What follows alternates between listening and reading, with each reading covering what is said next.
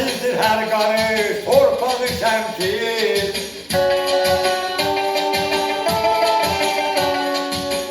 İgidlər, ərənlər, oylağı şəmkir. Hər yerdə, hər zaman öz sözün deyir.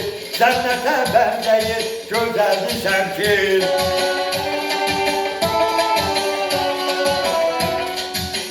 Ömrümün kesipti senle korsanları, senli bel bulağı, kafalar bulağı.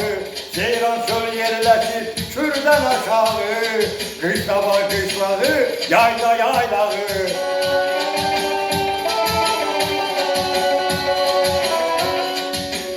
Gönül seyfelli, güzel sinanlı, yasamal dağları, zirvesi karlı.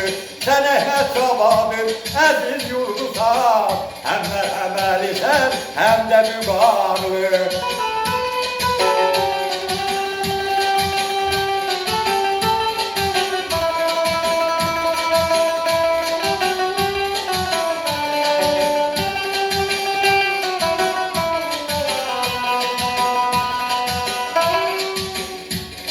Kür qəsəbəsindən axır kür çayı, o kesir hem kışı hem de ki yayı. Kapalıydı bu yerin Şiştebe kendi, Şemkire Tanrı'da en güzel payı.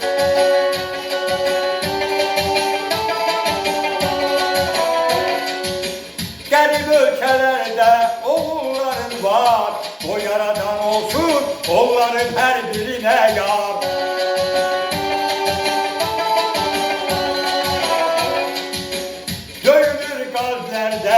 Vətən eşqində Şəmkirə arxadı dayardı onlar.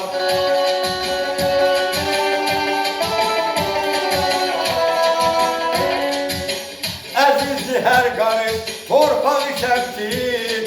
İgidlər, ərənlər, oylağı Şəmkir.